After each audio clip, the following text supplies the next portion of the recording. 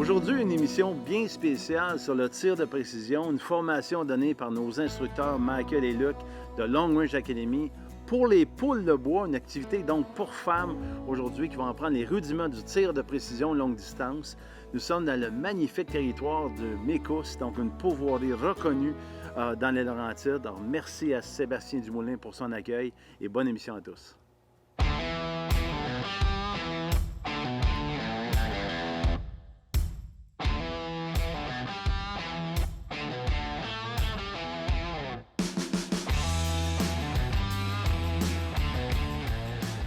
Long Range Academy, c'est l'école de tir de Long Range Hunter.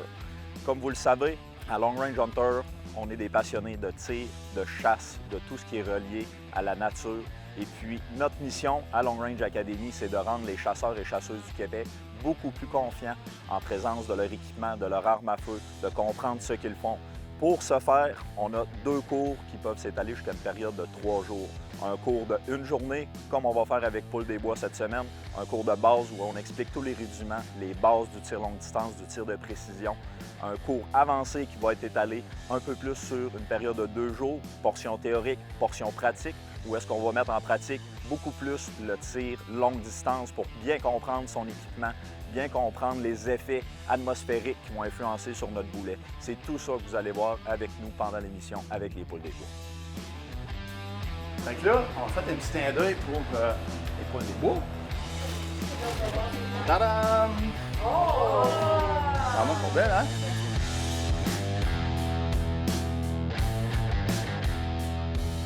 Poules des Bois, on aide les femmes à se sentir bien dans la forêt, dans leur activité de plein air. Poules des Bois, au départ, a été fondé pour aider les femmes à avoir des produits de corps, de soins adaptés à leurs besoins pour les femmes qui chassent, qui pêchent, font du plein air. Et suite à notre succès avec les produits, on s'est rendu compte que les femmes avaient aussi d'autres besoins. C'est un sentiment d'appartenance, de partager, d'entraide et aussi de se développer et performer et d'apprendre. On accompagne des femmes dans le tir de précision pour leur donner encore plus de légèreté, pour comprendre et justement manipuler leurs armes de façon adéquate pour justement éviter de blesser des bêtes inutilement lors de la chasse.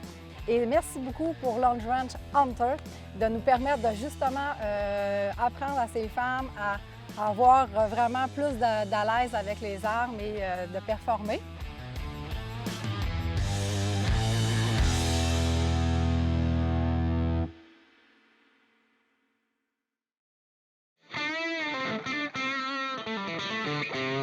De chaque côté de la NFA, on vit avec l'odieux d'un décret qui, aux yeux de la majorité des gens, cible des catégories d'armes à feu qui ont rapport à du tir très longue distance, de compétition, des lance-roquettes, des tanks, des ci, des ça. Alors que ça nous affecte dans notre cours, nous les chasseurs. Mais en quoi? Quel genre d'armes que ça cible? Oui, le décret qui est l'ordre en conseil qui est arrivé l'année dernière, les calibres 8, les calibres 10, que ce soit à pompe, des armes de chasse, de canard, ont été prohibés. Il y a également des armes de verrou, Martin, des calibres africains, ça y est passé aussi. Certaines armes semi-automatiques également, que ce soit d'aspect militaire, mais également ceux qui sont standards, ceux avec des crosses en bois. Bien, parle-moi justement de ça. Je veux dire, on a désigné certaines armes d'apparence militaire. On s'est basé sur une apparence, puis on ne dit pas nécessairement c'est parce que c'est du semi-automatique ou l'arme du canon ou la puissance. Il y a une notion apparence là-dedans. Là. En fait, comme plusieurs lois sur les armes à feu, c'est tout à fait arbitraire et aléatoire. Il n'y a aucune logique associée à ça. Si tu me permets, dans une prochaine chronique, j'aimerais qu'on parle de la différence qui existe entre du bois et du plastique sur une arme à feu, parce que pour moi, c'est que de l'apparence. Définitivement, Martin. Je soulignais aussi que la NFA est en cours en ce moment avec Cassie Premack pour contrer ce décret-là. Merci, Chuck. Ça fait plaisir, Martin.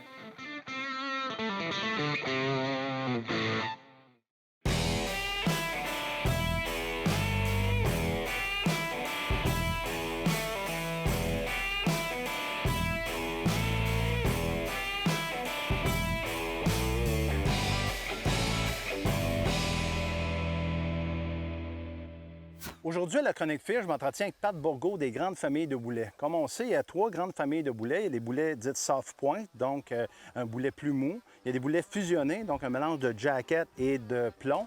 Et il y a les monolithiques, donc des boulets dits full copper un peu plus dur. J'aimerais savoir, c'est quoi les différences, les avantages et quelles sont les applications qu'on peut utiliser ces boulets-là? Oui, Pierre, les monolithiques, il ne faut pas oublier que c'est un boulet qui n'a pas de plomb pour l'environnement. Sauf que le boulet monolithique est plus dur. Fait qu'à longue distance, bien, on perd de la vitesse. Fait qu'il va moins travailler, il va moins ouvrir, faire un beau champignon. OK, parfait. Il faut surveiller vraiment. Donc, besoin de la vitesse pour qu'il travaille bien. Oui, le soft point, lui, c'est le contraire. Il est très, très mou, fait qu'à courte distance, avec un calibre, avec une grosse vélocité, bien, ça peut arriver qu'il se désagrège puis qu'il fait du dommage de surface. On entend dire souvent qu'il peut blesser certains Oui, animaux. il peut blesser. Tandis que le fusionné, lui, au centre, bien, c'est un combiné des deux. Il est solide à courte distance, mais il va être mou puis il va faire un beau travail. Est-ce que celui-là, par contre, il est bon aussi pour la longue distance? Oui, parce que vu qu'on est rendu loin, bien, on va peut-être bien sur en bas du 1800 pieds secondes. Bien, lui, il va travailler puis il va faire une belle job. Je veux faire du tir à longue distance. Je veux pas me compliquer la vie avec si je suis à bonne distance, y a-t-il assez de vitesse ou non, je vais avec le fusionné. Oui. Si je suis à moins, ça dépend du calibre, mais si je suis à moins de distance et je veux une bonne force de frappe. Comme la chasse à l'ours, mettons. Exactement, je vais y aller avec un boulet dit monolithique full copper. Oui. Puis si, exemple, encore une fois, ça dépend du calibre, mais si j'utilise un boulet mou, bien, il peut avoir aussi son application à différentes distances. Puis différents gibiers. Merci donc. Les cœurs à ses raisons, il y en a pour tous les goûts.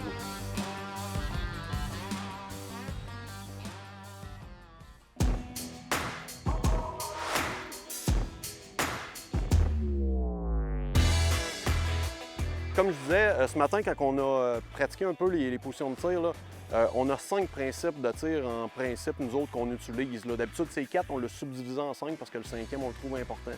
Donc, les premiers principes de tir, l'alignement naturel du corps. Je vais vous démontrer un petit peu ce qu'on recherche lorsqu'on tire en position couchée, puis je vais vous démontrer lorsque je vais prendre des positions de tir à genoux puis debout, qu'est-ce qu'on recherche dans ces positions-là. On peut prendre une position à genoux puis se diriger. Si on est droitier, on va diriger l'épaule droite directement vers l'arme. Puis ce qu'on essaie, c'est de garder le corps aligné avec notre arme. La raison, c'est que lorsqu'on va être en position couchée, le plus qu'on va avoir de masse musculaire puis de partie de notre corps qui va être derrière le recul, le mieux va être l'absorption de ce recul-là. On vient s'assurer que notre shoulder pocket, ou le petit trou qu'on a entre notre musculature de l'épaule puis la clavicule ici, on vient aligner la crosse directement là-dedans. Ensuite de ça, une fois qu'on est bien aligné, bien, on s'assure que notre main vienne se positionner comme il faut. La main d'un tireur droitier. On vous a tout le temps montré comment entourer l'arme. Ce qu'on veut, nous autres, c'est que vous venez déposer le pouce, mettons de la main droite, du côté droit de la crosse. Ce que ça évite, c'est que lorsqu'on ferme notre main, on a une tendance à serrer et à faire un mouvement comme qui contracte toute la main complète. Puis ça vient donner une force sur notre arme à feu. Les seuls muscles qu'on devrait utiliser en fait en position de tir, c'est le muscle oculaire et les muscles qui font bouger ce petit doigt-là. Le reste, le moins qu'on en utilise, le mieux que ça.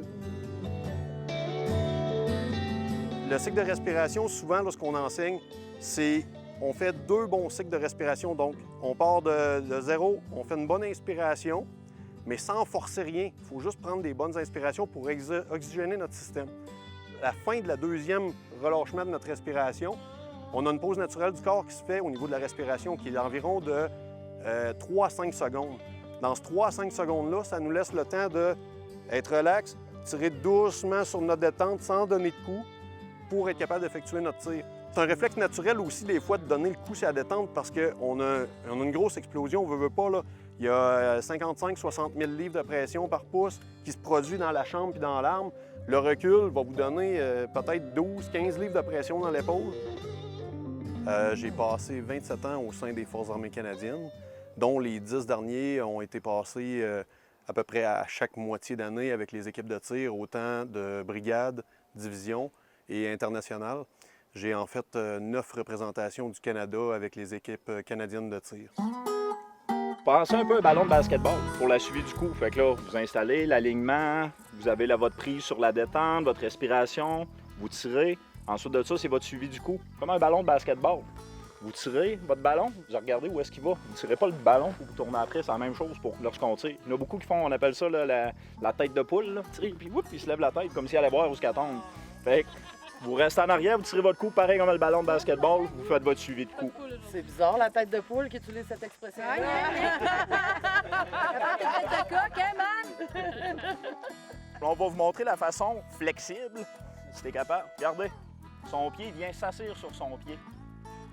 C'est plus difficile un peu, je vous le cacherai pas, il faut avoir la cheville quand même assez flexible. Sinon, vous pouvez le faire avec le pied planté dans le sol. Plus facile comme ça, un petit peu moins stable. Son coude gauche, Luc est droitier, son coude gauche va être sur son genou gauche. Son bras, regardez sa sangle. Votre sangle, là, oui, elle va servir à trimballer votre carabine, mais je vous dirais que votre sangle, là, c'est votre meilleur ami pour à genoux ou debout, là. Fait que ce que ça va faire, quand Luc va passer son bras dans la sangle et le ramène, ça passe la sangle derrière le coude. Pour ce qui est de la position debout, c'est la dernière position que vous voulez. Debout, sans appui là, sur votre arme, c'est la dernière chose que vous voulez. C'est très, très, très difficile. Il a son pied dans la batte à peu près à 10h30, 11h. Encore une fois, on utilise le système de l'horloge.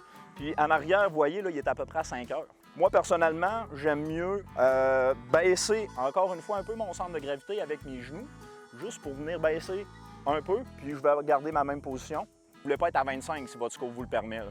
Maximum 10-12, gros max. Vous voulez voir votre cible. Puis c'est très dur de garder sa croix sur une cible. Qu'est-ce que je fais, moi, quand je tire debout? Je vais viser plus haut que ma cible. Puis en descendant, bien, ça me donne le bas du réticule, le temps de m'aligner avec ma cible. Quand j'arrive, je descends dessus, paf, je tire mon coup. Sur cette cible-là, vous avez 3 feuilles 8,5 onces différentes. Celle du milieu, ça va être celle dont on va se servir pour faire le zérotage. À partir de ce moment-là, je vais pouvoir vous donner vos corrections pour qu'on fasse le zéro. Une fois votre zéro complété pour les 4, on va pouvoir commencer les exercices à travers lesquels on passe pour vous faire travailler avec vos tourelles de télescope. C'est pour ça qu'il faut absolument qu'avant que vous tirez, je sois aligné derrière vous pour être capable d'observer où est-ce que ça va frapper.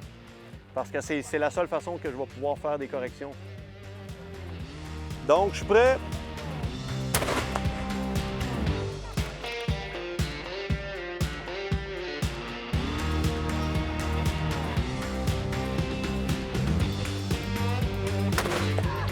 Yes, un pouce en bas. Ton gauche-droite était parfait. Là, tu es un pouce en bas. Une fois passé à travers toutes les données plus en classe, on arrive au champ de tir. C'est comme l'amalgame de tout ce qu'on a enseigné qui s'en vient se déployer lorsqu'on est sur le champ de tir. Puis là, on voit des yeux qui s'écarquillent parce que veut pas, lorsqu'on touche à notre équipement et qu'on met en pratique ce qu'on a appris, c'est là que les révélations se font le plus là, au niveau du tir. 6 clés. Donc, la cible...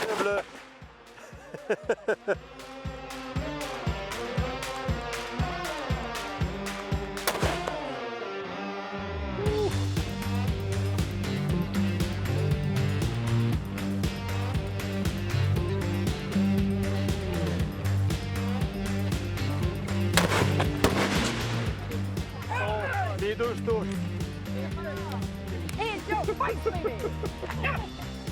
Jessica est prête?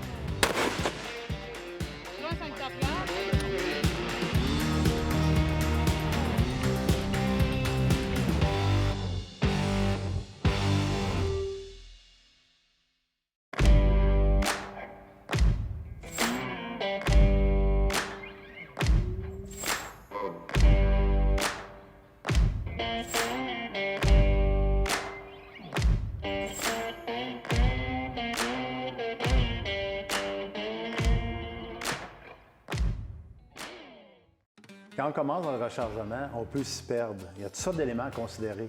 J'ai appris qu'il existe des kits de départ pour bien nous aider à partir. J'en parle avec René Devaux, propriétaire de X-Reload. Oui, Pierre. Une méthode facile pour commencer?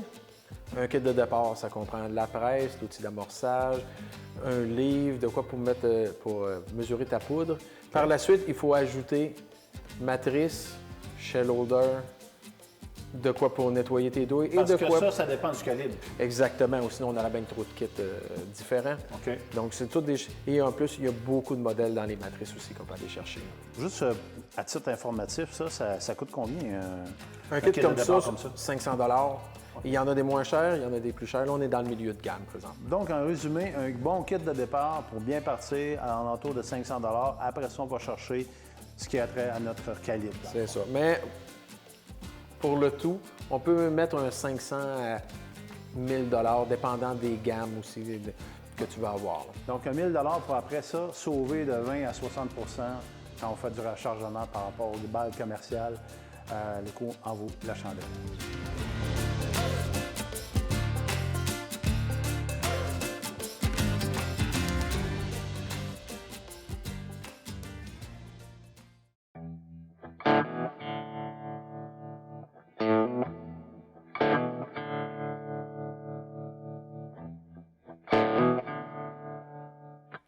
les tireuses, vous venez nous voir, moi puis Luc.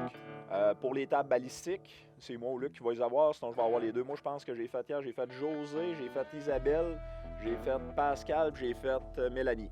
Fait que c'est moi qui vais avoir vos tables balistiques pour celles qui tirent. Par la suite, ben, je vais faire les tables balistiques des autres.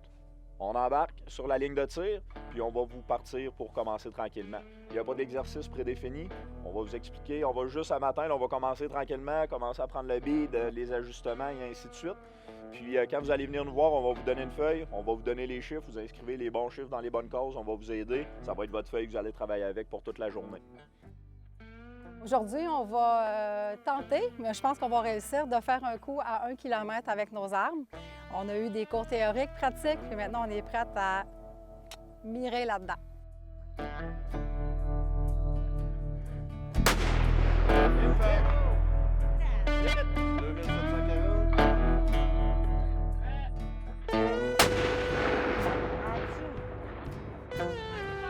Ouais, en dessous encore. 20 oui, 1 mètre seconde. Arriver avec pratiquement aucune connaissance. Ça peut être un client qui vient seulement de recevoir son permis de possession-acquisition, qui va nous louer une arme, et puis on va faire 3 jours ensemble. La personne n'a jamais tiré plus que 50, 100 mètres, et puis on est capable d'avoir une amélioration constante en 3 jours pour que cette personne-là puisse toucher des cibles allant jusqu'à 1,2 km. Là. Moi, c'est vraiment mon cadeau à la fin lorsque je vois les résultats après 3 jours de cours avec nous.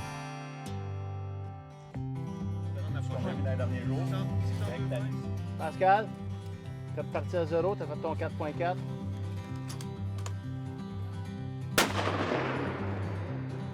Ouais.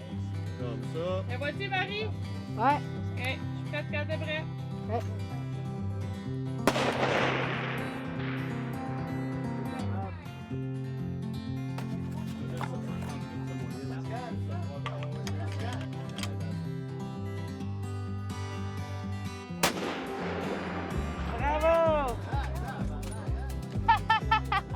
On a appris beaucoup. Juste le fait de calculer nos balles, la vitesse des balles, savoir si ça regroupe, parce qu'on a un beau coefficient balistique. À cette heure, on sait pourquoi qu'on travaille, qu'on fait des évaluations, puis beaucoup d'apprentissage, une belle gang. Je le recommande. En fait, moi, j'avais vraiment pas beaucoup d'expérience. Fait que ce que j'ai vraiment apprécié, c'est d'avoir tout de A à Z, même dans le choix de l'arme. Puis aussi savoir c'est quoi les calibres qu'on devrait avoir, soit pour la chasse ou pour le tir. Fait que moi, dans le fond, c'était vraiment pour la chasse.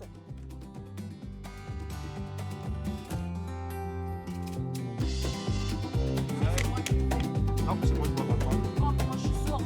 Oui.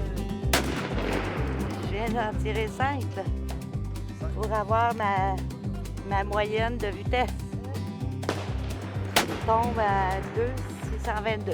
Là, j'ai appris plein de choses que j'ai hâte de montrer à mes chasseurs avec qui on chasse. Voir s'ils connaissent ça.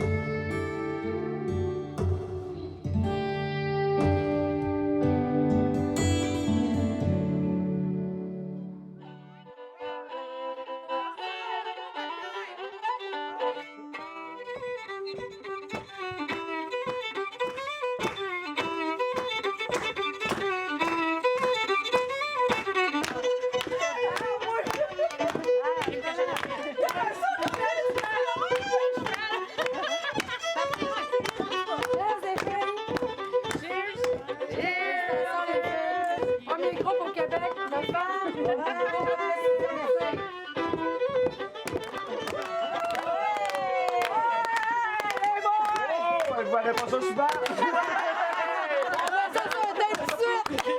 La vitrine, je mettrais ça de même.